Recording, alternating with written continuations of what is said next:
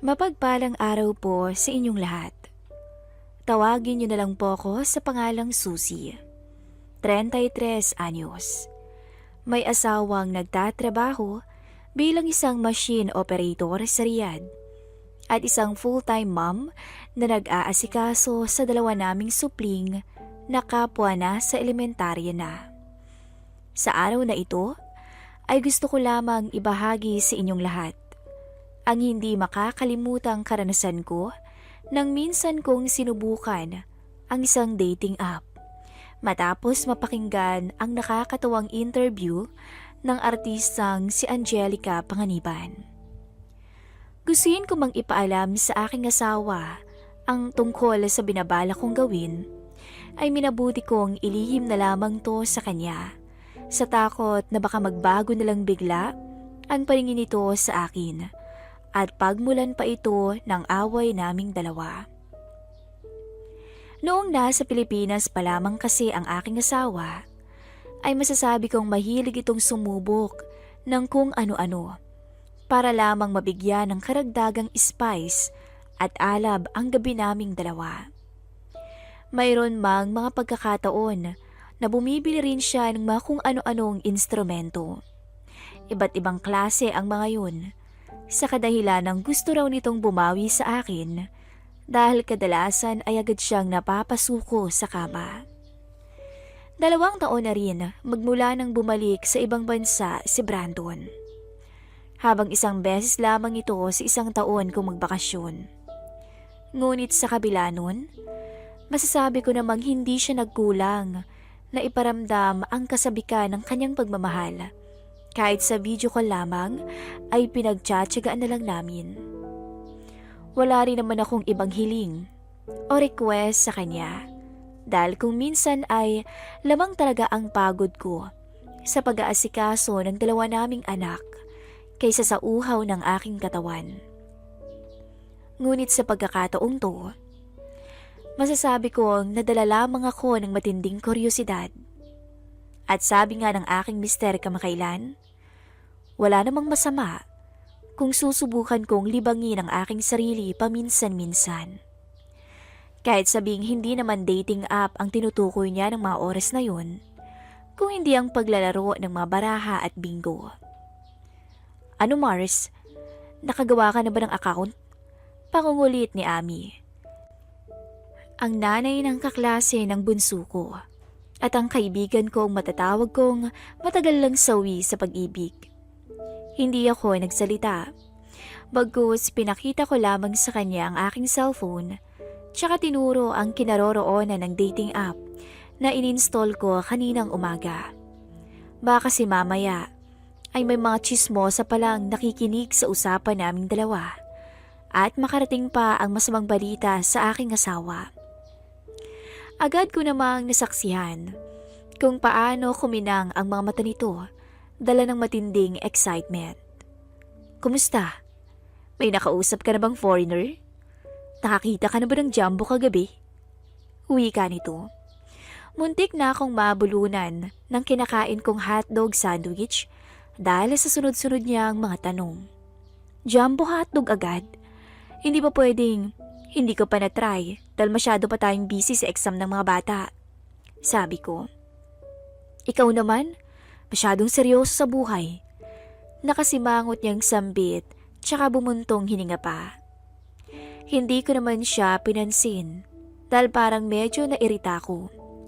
Iniwasan ko na lamang ang muli niyang pangungulit sa akin. Ewan ko sa'yo, Susie.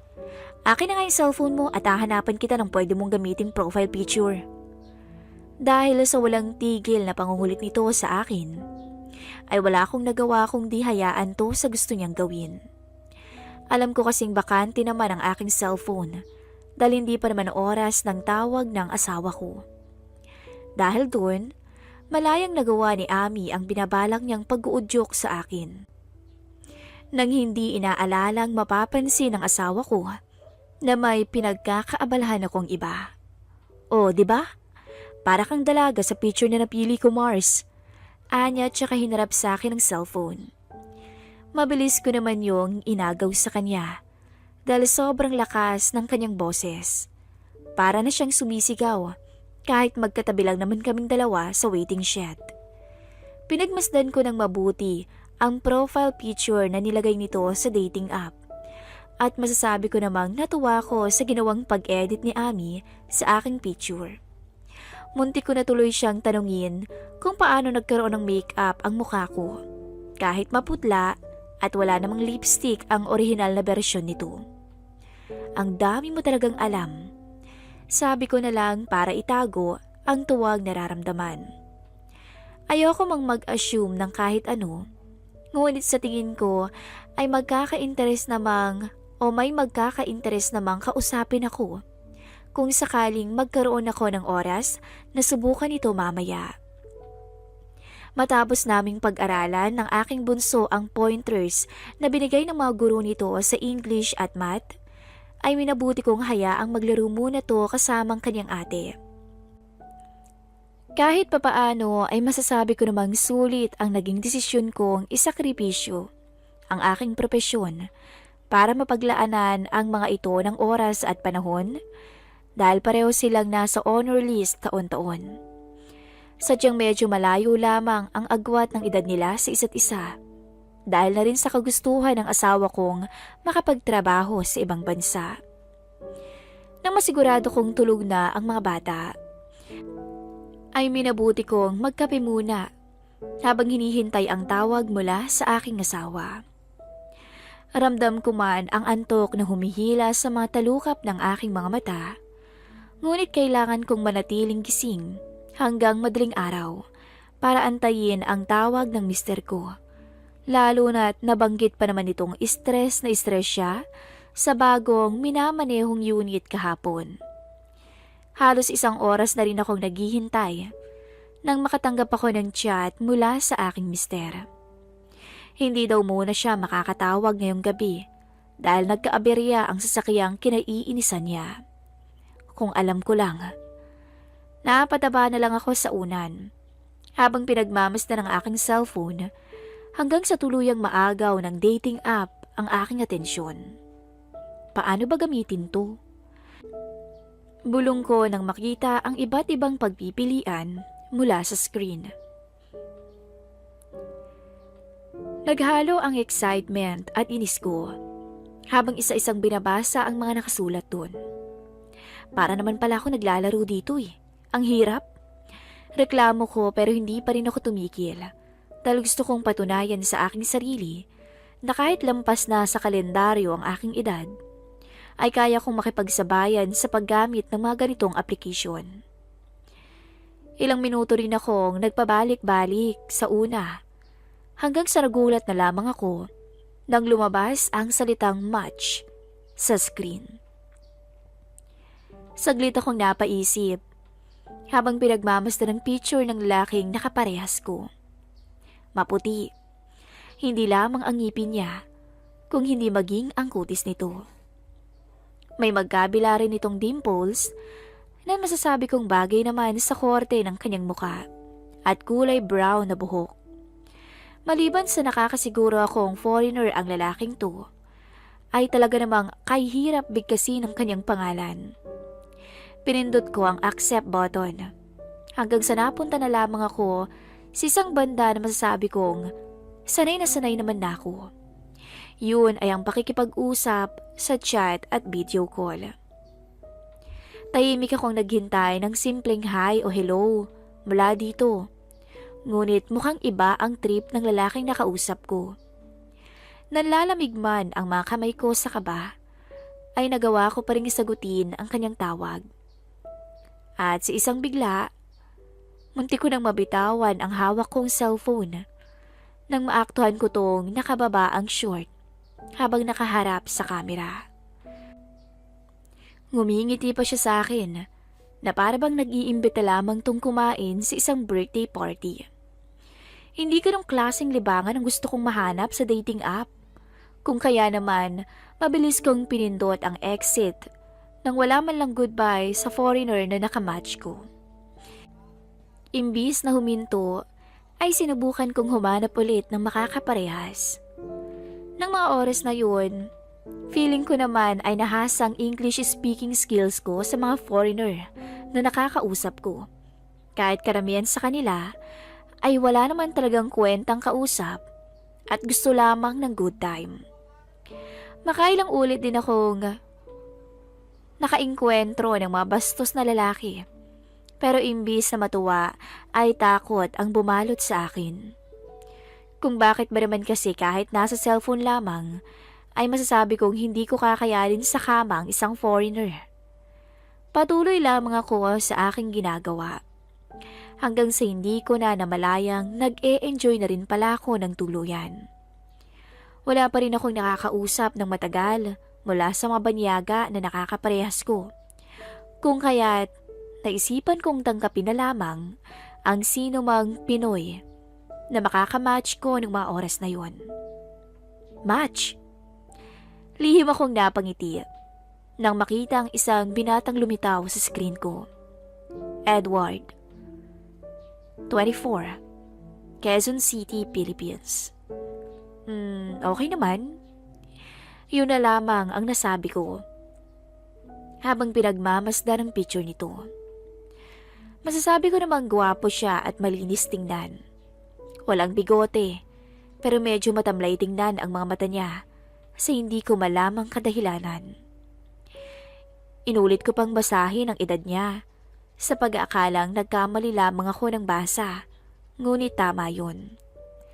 Napaisip tuloy ako, dahil sa edad niyang 24, ay masasabi kong kaya naman sana nitong humanap ng girlfriend nang hindi dumadaan sa ganitong paraan. Hi beautiful. Muntik na akong kiligin sa unang chat ni Edward.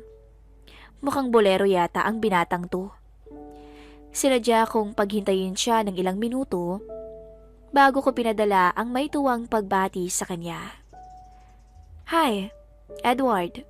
Kumusta? Okay naman. Ito, bored. Reply niya. Naintindihan ko ang ibig niyang sabihin. Kaya ba tumambay ka dito ngayong gabi? Sabi ko. Oo. Walang patumpik-tumpik niyang sagot. Ganon din naman ako eh. Walang makausap sa bahay. Tulog na kasi silang lahat. Sabi ko. Muntik ko nang banggitin ang mga bata sa kanya. Mabuti na lamang at naisip kong hindi naman ang asawa ko ang kausap ko sa mga oras na to, kung hindi ibang tao. Gusto mong maglibang? Sabi niya. Nagulat ako sa sinabi niyang yun. Pero may halo rin agad yung disappointment. Mukhang kahit Pinoy ang kausap ko, ay mapupunta din pala agad sa bastos na usapan. Huwag mong sabihing tatawag ka din para mag-show. Sabi ko. Mag-show? Para patong nagulat sa sinabi ko. Oo, yun ang uso dito, di ba? Sagot ko. May pinadala siya sa aking picture ng tumatawang bata. Kaya natawa na lamang din ako sa aking kinahihigaan. Hindi ba pwedeng green jokes at landian muna, madam? Napangiti ako sa sinabi niya. Pwede rin. Hindi pa man siya nakakasagot, ay sinundan ko na agad ang aking chat. Nakakaloka naman kasi yung ma-affirm dito sa dating app. Akala mo mga sabik, sabi ko. Mabilis naman siyang nag-reply sa akin. Ilang hotdog na ba ang nakita mo simula kanina? Tanong niya. Naku, marami-rami na rin, Edward. Yung sa'yo na lang ang kulang. Joke, sabi ko. Baka bigla kang matakot, madam. Balik niyang biro. Lihim akong napangiti sa sinabi niya. Talaga? So gifted ka pala. Proud naman siyang sumagot. Kaya hindi ko tuloy napigilan ang umusbong kong interes sa mga pinagsasabi nito. Alam ko naman kasi, sa katotohanan, ay hindi nabiyayaan sa kamang mister ko. Pero hindi yun dahilan para hindi ko siya pakasalan. Minahal ko siya dahil sa ugali niya at ang pagmamahal din sa akin.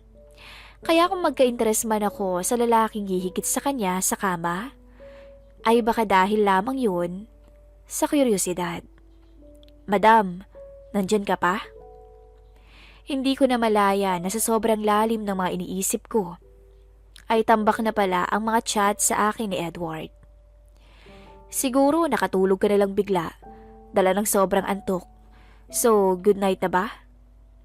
Sinubukan kong mag-reply sa kanya, ngunit offline na ito. Ewan ko ba? Pero nung mga oras na yun, ay nadismaya ko dahil parang nasayang ang takbo ng usapan naming dalawa ni Edward. Sabihin mang muntik na akong maloka sa una, pero masasabi kong hindi naman naging masama ang unang araw na sinubukan kong gumamit ng dating app. At ayoko mang umasa, ngunit napapaisip ako kung may chance bang muling mag-cruise ang landas naming dalawa. Abangan po ang part 2.